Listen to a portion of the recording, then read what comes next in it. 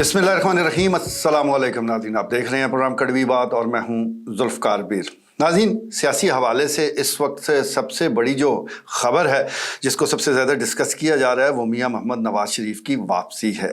21 अक्टूबर को वो पाकिस्तान आ रहे हैं। लंदन से तो वो निकल चुके हैं और इस वक्त सऊदी अरब में है, फिर मुत्तहदा अरब इमारात जाएंगे और उसके बाद उनकी मंजिल पाकिस्तान है।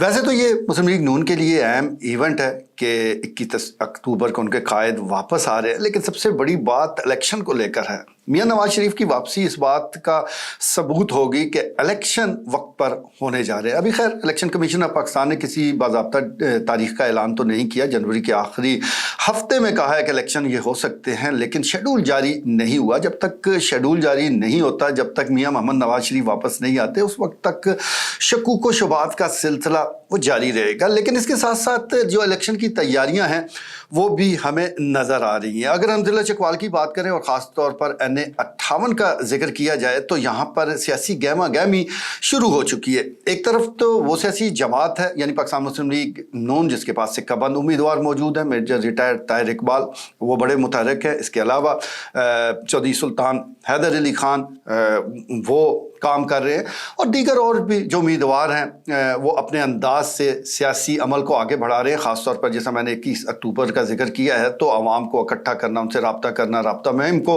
इलेक्शन के हवाले से भी आगे बढ़ाया जा रहा है। और अगर वो एक बड़ा जुलूस लाहौर ले जाने में कामयाब होते हैं तो ये उनको इलेक्शन में भी काम देगा और यही उनकी इलेक्शन कैंपेन का स्टार्ट भी तस्वर होगा।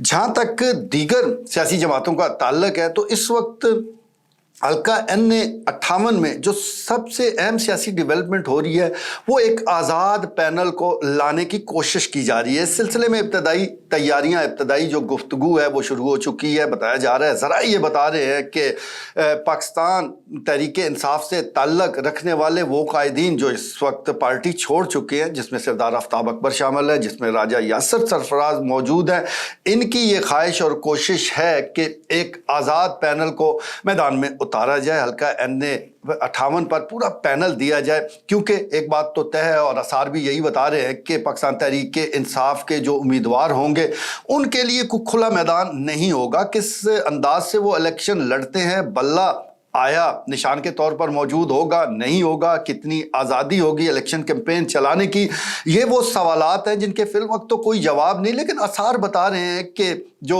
वक्त है, तकलीफ दे वक्त पाकिस्तान तहरीक इंसाफ पर है, वो ख़त्म होने का नाम नहीं ले रहा। तो अगर हम ज़िला चकवाल की बात करें तो यहाँ पर एक गैप ज़रूर पैदा हो जाता है। उस गैप को फिल करने की कोशिश की जा रही है और इस सिलसिले में जो आज़ाद पैनल है उसके लिए इब्तदाई गुफ्तगू, तैयारियाँ और मशावरत का अमल जारी है। गुज़श्ता दिनों भी ढुडियाल मरकज़ में इसी किस्म की एक मुशावरती बैठक हुई। इसके अलावा टेलीफोनिक राब्ते भी उसका भी आगाज़ हो चुका है और आपके इल्म में भी है। अवामी खिदमत ग्रुप को लीड करते हैं चौधरी खुर्शीद बेग, जो कि साबिक वाइस चेयरमैन ज़िला कौंसल भी हैं और इलाके में बड़ी मुतहर्रिक शख्सियत हैं। वो भी इस मुशावरत के अमल में वो शामिल हैं। और इसके अलावा अगर हम इस पट्टी का जिक्र करें यानी ढुडियाल, इसके अलावा सराल है, फिर लतीफ़ाल तक और दीगर कई और कस्बात में भी यहाँ पर मुग़ल कसर बिरादरी बड़ी कसरत से आबाद है और अच्छी खासी तादाद में इनका वोट बैंक मौजूद है। और जिस आज़ाद पैनल का मैं जिक्र कर रहा हूँ ये भी मुग़ल कसर बिरादरी, माहिर मिरास बिरादरी से ही वो सामने आएगा और इस सिलसिले में बताया जा रहा है कि ये पैनल हर सूरत मैदान में उतारा जाएगा। अब इसका देखना पड़ेगा कि फ़ायदा किसको है और नुकसान किसको है। फ़ायदा साफ सी बात है, फ़ायदा तो पाकिस्तान मुस्लिम लीग नून को होना है, क्योंकि नून मुखालिफ जो वोट है वो तकसीम हो जाएगा।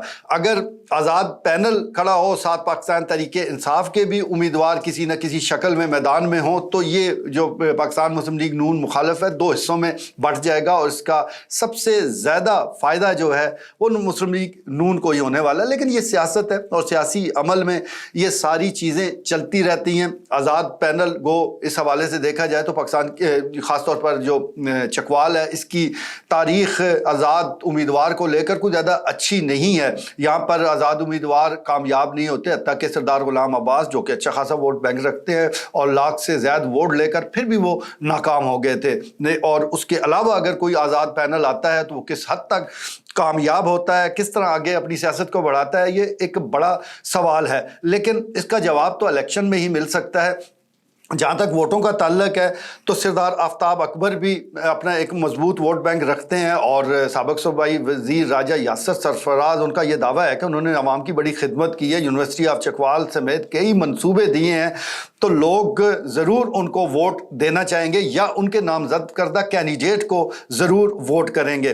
تو اس کا جواب تو وقت ہی دے گا، لیکن ایک بات طے ہے کہ یہاں تکونی لڑائی ہونے کا امکان زیادہ ہے، یعنی حلقہ N58 میں 3 پینل وہ میدان میں آ سکتے ہیں، جس میں مسلم لیگ نون تو موجود ہی ہے، اس کے علاوہ پاکستان تحریک انصاف وہ بھی شاید ان کا پینل بھی موجود ہو۔ ویسے ابھی تک تو ان کے جتنے کینڈیڈیٹس ہیں وہ منظر عام سے غائب ہیں، اور اسی وجہ سے یہ جو گیپ ہے یہ بنا ہے، اور اس کو فل کرنے کے لیے آزاد پینل کی باتیں ہو رہی ہیں۔ بہرحال الیکشن کے حوالے سے اب تیاریاں جاری ہے، دیکھتے ہیں کہ اونٹ کس کروٹ بیٹھتا ہے، اور اس میں جو چھوٹی سیاسی جماعتیں ہیں، مذہبی جماعتیں ہیں، پاکستان پیپلز پارٹی ہے، جماعت اسلامی ہے، دیگر اور مذہبی جماعتیں ہیں، تحریک لبیک ہے، یہ سارے کیا کردار ادا کرتے ہیں، کس کے پلڑے میں اپنا وزن ڈالتے ہیں، کس سے حمایت حاصل کرتے ہیں، یہ آنے والا وقت ہی بتائے گا۔ لیکن ایک بات طے ہے، جیسا میں نے گزارش کی ہے کہ آزاد پینل آوے ہی آوے۔ آج کے لیے اتنا ہی، اجازت دیجیے، اللہ نے کے بعد۔